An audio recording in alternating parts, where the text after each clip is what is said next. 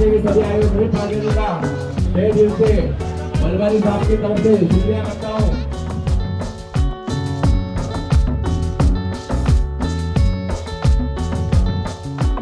नमस्ते, मैं बहुत दूर से आया हूँ, खास हमारे छोटे भाई, इन सब को तो लोग जानते ही हैं। हाजी साहब ने जोरदार तालियां, देखो तालियां पे सरकार ने कोई टैक्स नहीं लगा।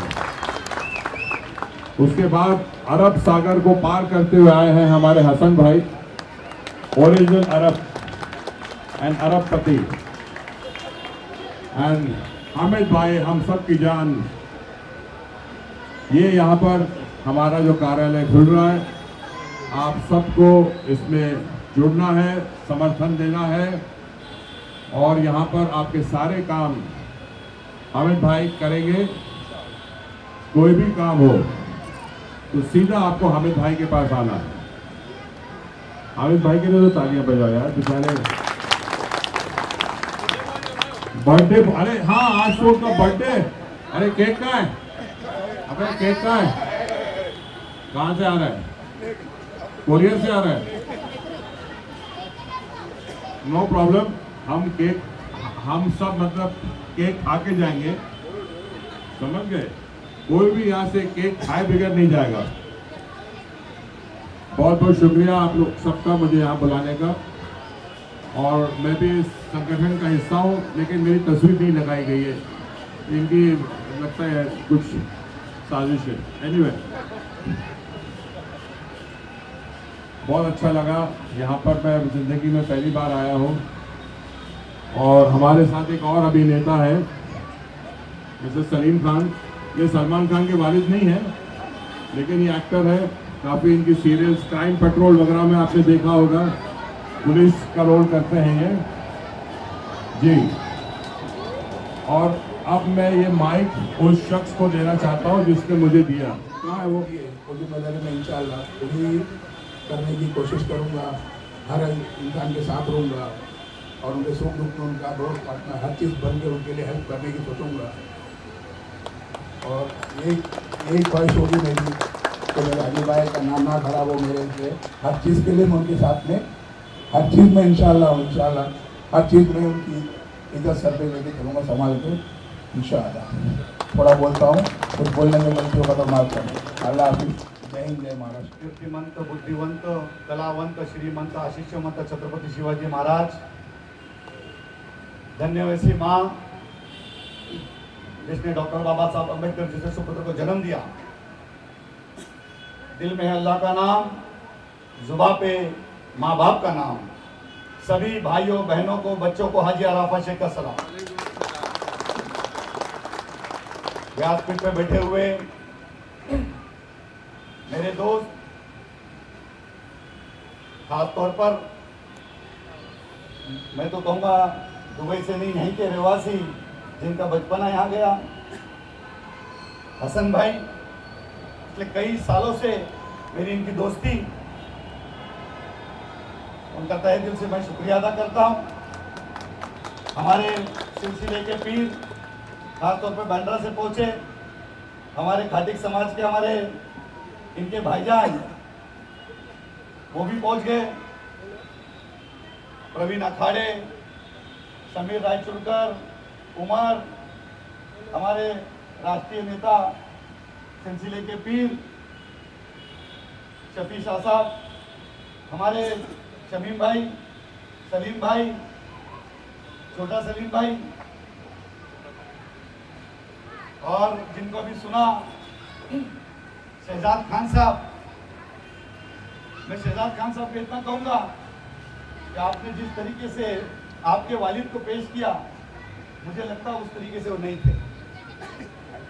एक फिल्मों में काम करना और एक असल किरदार में काम करना, इसमें बहुत फर्क है।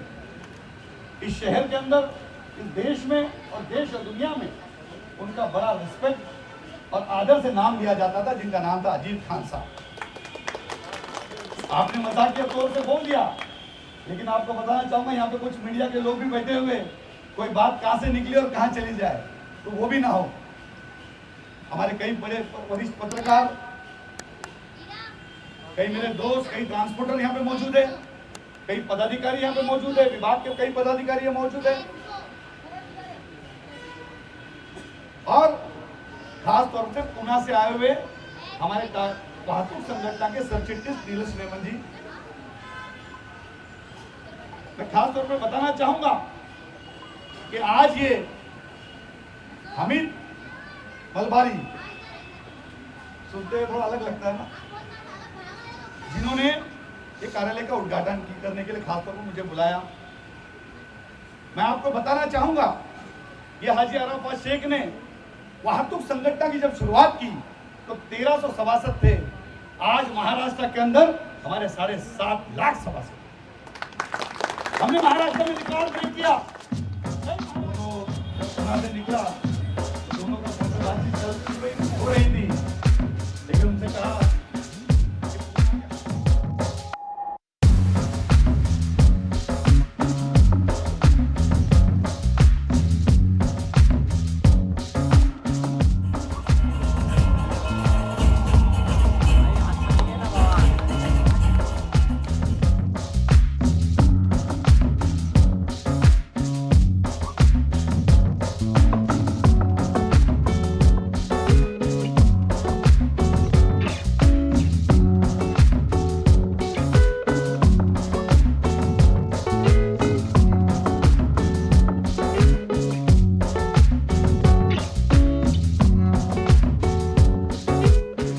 भारतीय जनता पार्टी का नेता हाजी अराफात शेख जी, जिनके कार्यालय के उद्घाटन के लिए हम यहाँ पर आए, ऐसे अब्दुल हमीद मलबारी जी, हसन भाई और मेरे सभी दोस्तों,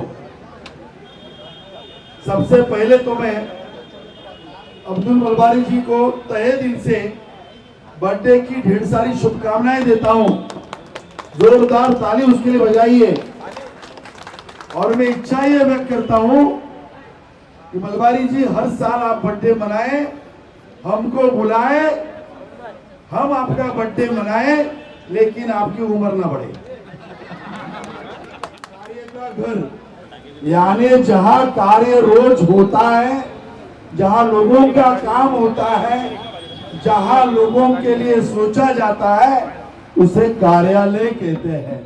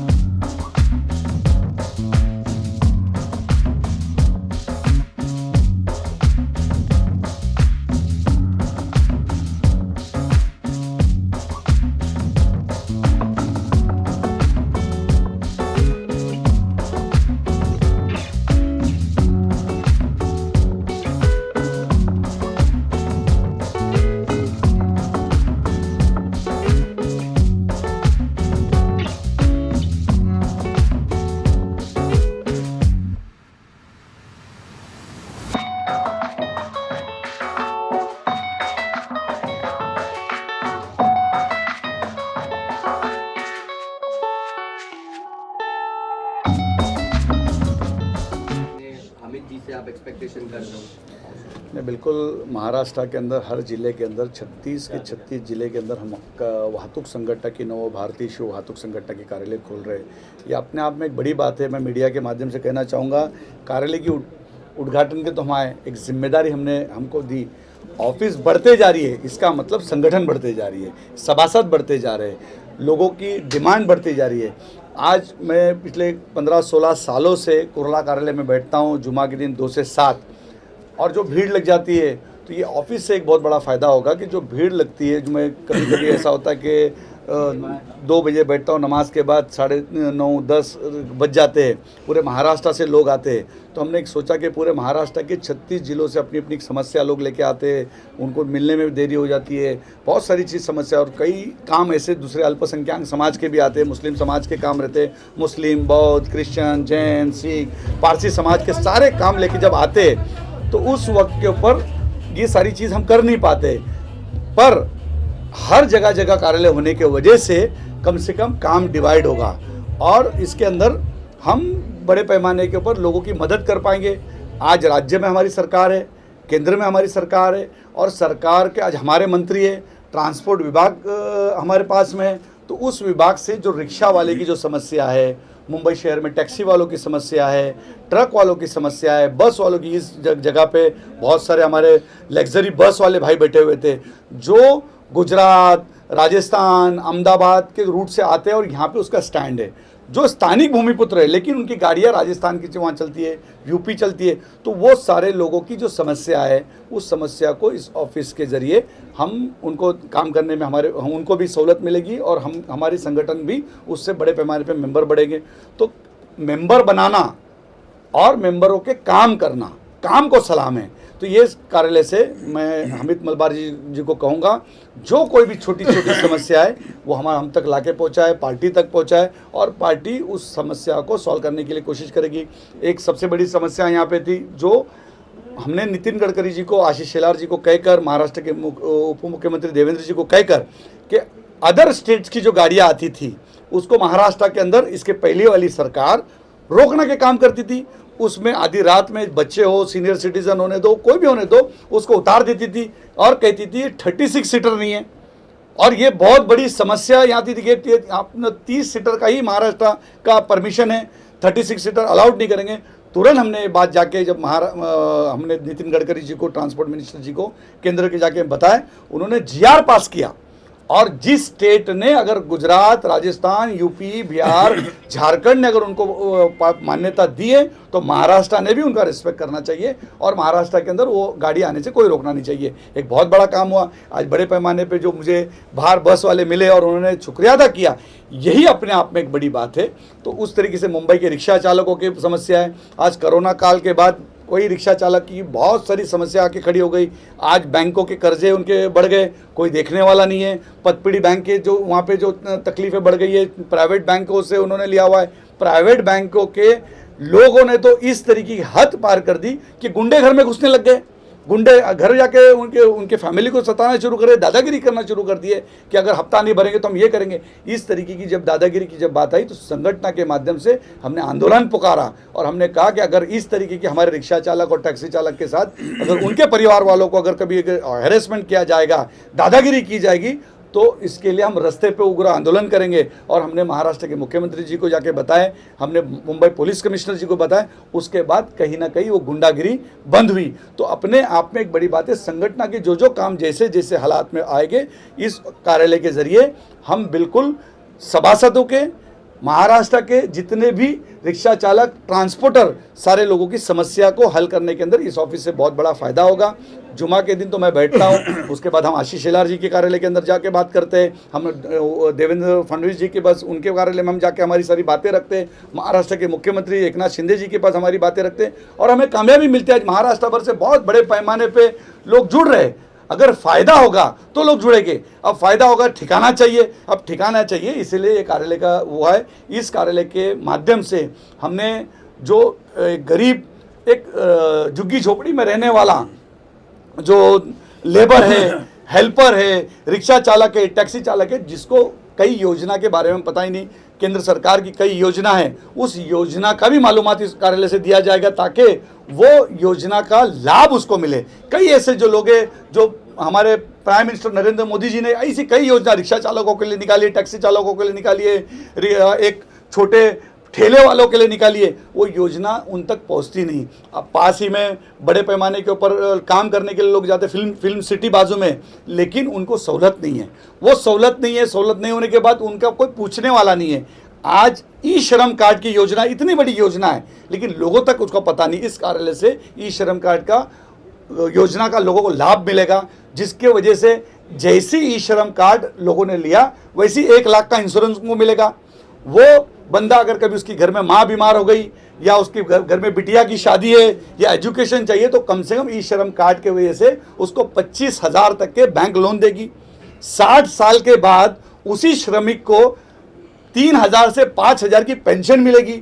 तो ये सारी जब अगर केला बेचने वाले को अगर पता चल गया कि एक कांदा बटाटा बेचने वाले को पता चल गया, एक काम करने वाली बर्तन मांजने वाली को पता चल गया, एक रिक्शा चालक को पता चल गया, इतनी बड़ी योजना हमारे देश के प्राइम मिनिस्टर नरेंद्र मोदी जी ने लेके आए और वो योजना का लाभ ही हमको नहीं मिल रहा है तो उसका कोई फायदा नहीं होता है। तो इस कार्यालय से जगह जगह जो कार्यालय बनने जा रही है, मुंबई के कई शहर में हर इलाके के अंदर कार्यालय हो गए, इसके बाद बांद्रा का कार्यालय होंगे, चेंबूर होगी, घाटकोपर होगी, हर जगह जगह के हमारे मुंबई के भाजपा के अध्यक्ष आशीष शेलार जी हमारे आमदार उस कार्यालय का उद्घाटन करेंगे। लेकिन उद्घाटन तो होगा, हम सब कर रहे हैं, आज विनोद शेलार जी आए, उन्होंने अपनी बातें रखी, लेकिन उसका फायदा पार्टी को, उसका फायदा लोगों को, आम जनता तक के जाना चाहिए। इतनी सारी योजना केंद्र सरकार की, राज्य सरकार की योजना उन तक जाती नहीं है। हमारा रिक्शा वाला उससे महरूम रहता है। एक मुंबई शहर के एक शान मानी जाती है। टूरिस्ट जब मुंबई में उतरता है, कोई पर्यटक उतरता है तो सबसे पहला अगर मुलाकात करता है तो रिक्शा और टैक्सी वाले से मुलाकात करता है। हम इस कार्यालय से उनको पर्सनालिटी डेवलपमेंट का काम करेंगे। मुंबई का एक चेहरा है, उसके अंदर एक हमारी ईशा कोपीकर कार्याध्यक्ष है, वाहतुक संगठन के ऊपर, वो महिला सुरक्षा के ऊपर काम करती है। कई एक दिन हम यहाँ देखें महिला सुरक्षा के ऊपर हम काम करेंगे ताकि महिलाओं को रात में जब जाते हैं तो एक अपनी कुछ सेल्फ का सुरक्षा करने के लिए, डिफेंस के लिए उनको फायदा पहुंचेगा। तो ऐसी कई चीज़ों के ऊपर हम काम करेंगे ताकि ज़्यादा से ज़्यादा मुंबई शहर के अंदर, गोरेगांव के अंदर, गोरेगांव परिसर के अंदर वाहतुकदारों को बड़ा फायदा होगा। एक और सवाल राजीव अरफत जी आपसे, क्या ये जो मेट्रो जो बन रही है और अभी जो चालू भी हो रही है, होने भी वाली है आगे, क्या रिक्शा वाहतुक वालों के लिए समस्या होगी क्योंकि उनको दूर का भाड़ा नहीं मिलेगा? एक ये भी विषय है। नहीं, ऐसा कोई बात नहीं। दूर का भाड़ा, लंबा भाड़ा, जो ये बहुत सालों की प्रैक्टिस है, लेकिन आपने समझना चाहिए कि एक रिक्शा चालक जब सुबह घर से अपने निकलता है, मैंने उसके ऊपर छोटी छोटी कई ऐसे 200 से 250 फिल्म हम बना रहे वाहतुक संगठन के माध्यम से कि रिक्शा वाले की समस्या क्या है और पैसेंजर की समस्या क्या है, पैसेंजर क्या सोचता है और रिक्शा वाला क्या सोचता है। रिक्शा वाला जब अपने सुबह घर से जब निकलता है तो कोशिश करता है, जब दरवाजे पे जाता है तो उसकी बीवी उसको कहती है आज राजू का स्कूल का फीस भरना है, माँ की दवाई लानी है, दिवाली आ रही है, रमज़ान आ रहा है, तो उसके दिमाग में वो चलता रहता है कि मैं आज लंबा भाड़ा मिलेगा, आज मैं ज़्यादा डबल शिफ्ट का काम करूंगा और ज़्यादा पैसे कमा के घर जाऊंगा और मेरे बच्चे की फीस भरूंगा, रमज़ान आ रहा है, रमज़ान की खरीदारी करूंगा, दिवाली आ रही है, दिवाली की खरीदारी करूँगा, माँ की दवाइयाँ करूँगा। तो ये सारी उसकी सोच रहती है, इसलिए वो कोशिश करता है कि मुझे लंबा भाड़ा मिल जाए। तो उसके ऊपर हमने बहुत सारी बातें हम क्लियर करेंगे। और रही बात छोटे भाड़े की, तो हमारा रिक्शा चालक कभी भी उस तरीके से नकारता नहीं। हम लोग कभी कभी इस तरफ जाते, जैसे कि मैं एग्जांपल दूं, हम जा रहे हैं इस दिशा के अंदर, लेकिन हम जाना है बांद्रा की दिशा, लेकिन हम क्या करते हैं, यहीं खड़े रह के कहते हैं कि चल बांद्रा, तो ऐसा तो हो ही नहीं सकता।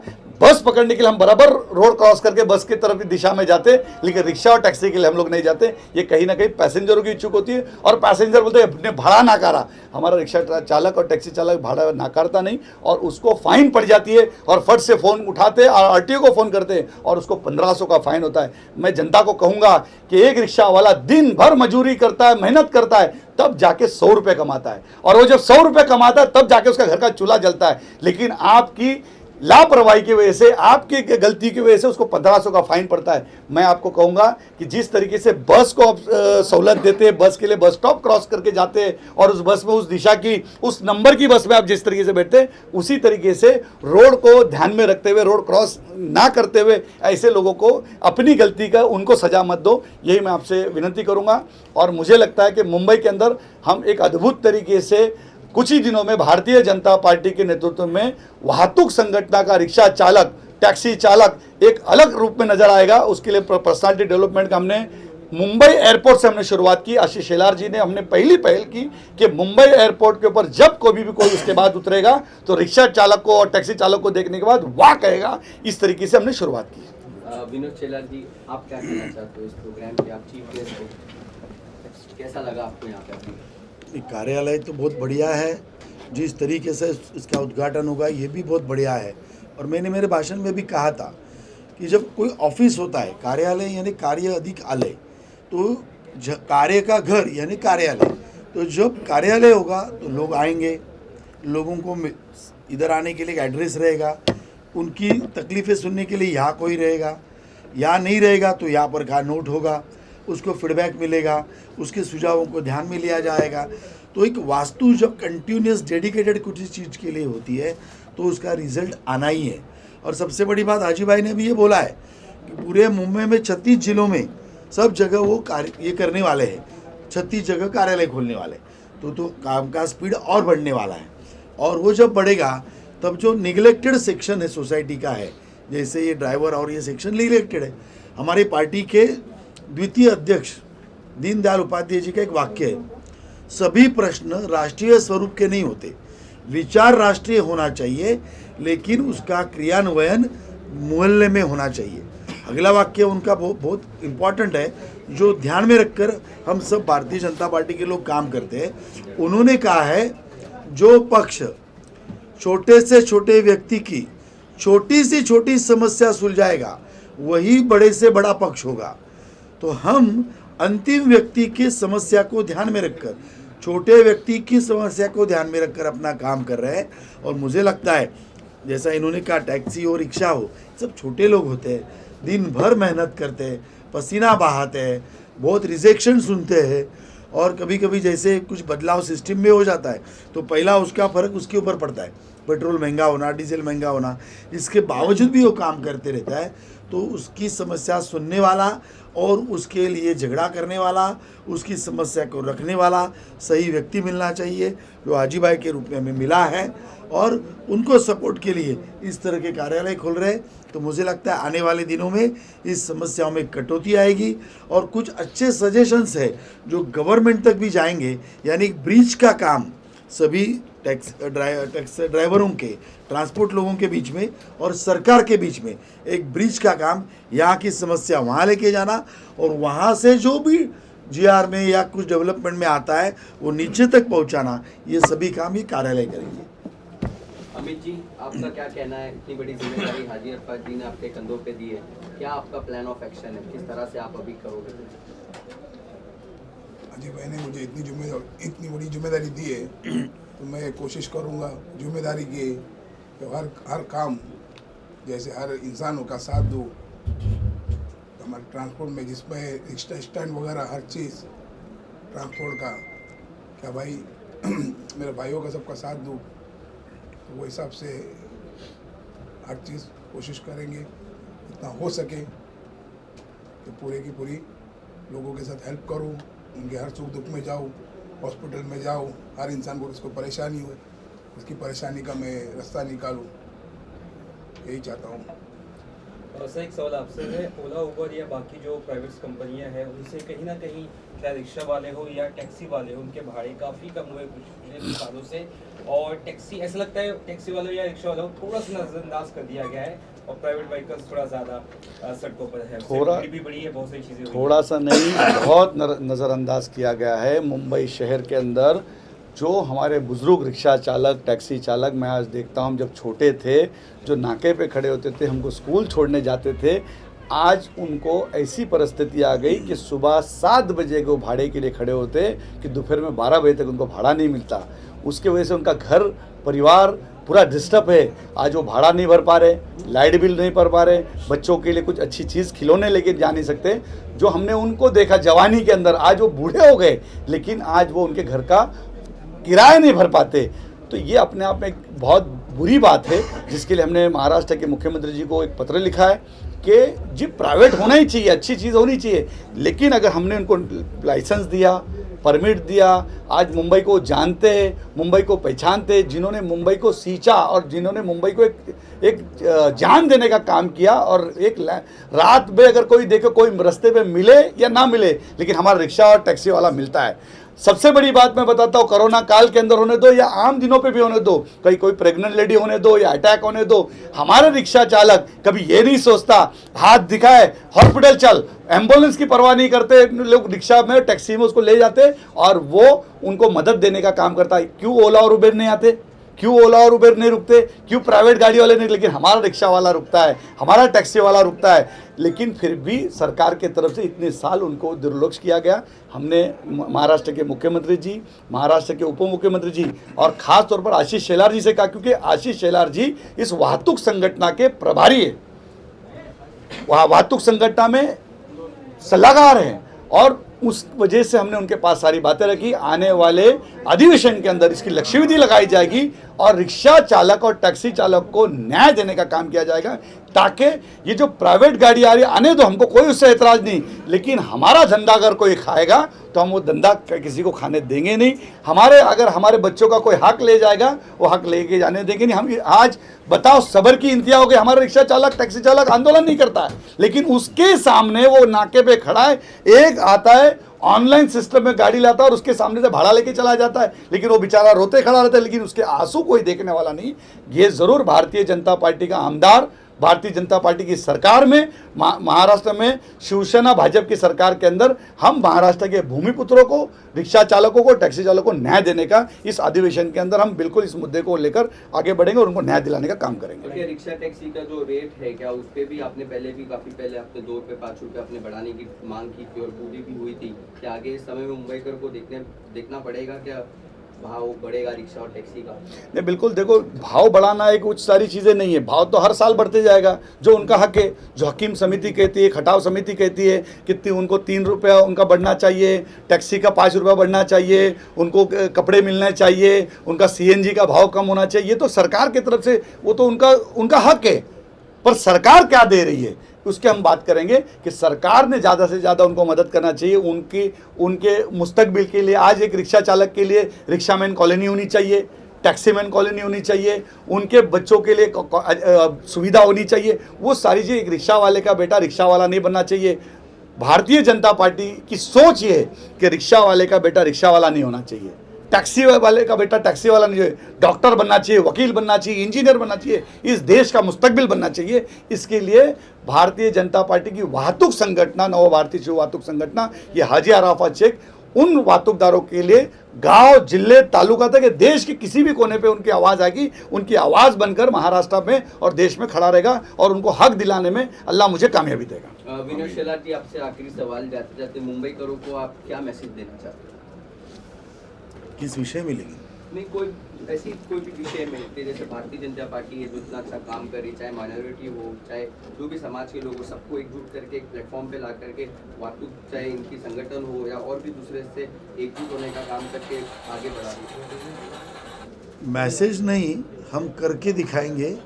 आने वाले दिनों में भारतीय जनता पार्टी का मेयर इस मुंबई में जरूर आएगा, इसके बारे में कोई मन में संदेह नहीं है। जिस तरीके से अभी राज्य सरकार एक के ऊपर एक निर्णय ले रही है वो देखकर, और पिछले 2 साल का जो कार्यकाल था जब मुख्यमंत्री जी घर से बाहर नहीं निकलते थे और ये मुख्यमंत्री उप मुख्यमंत्री जी है रात को 3 बजे तक घूमते रहते और काम करते हैं, और जन सामान्यों के जो निर्णय अटके हुए थे, फिर रोड के हो, पानी के हो, अभी STP प्लांट जैसा विषय है, जो इतने सालों में मुंबई का गंदा पानी डायरेक्ट समुद्र में जाता था, आज 7 प्लांट लगाकर 23,000 करोड़ उसके लिए खर्चा कर रहे हैं। मेट्रो की बात है, शायद 2 साल पहले मेट्रो पूरी होती थी, लेकिन हमारी सरकार गई। लेकिन आज सोचिए, अंग्रेज़ों के ज़माने से हमारा एक नॉर्मल ट्रेन है, दिन में 70 लाख लोग रोज़ इससे आवागमन करते।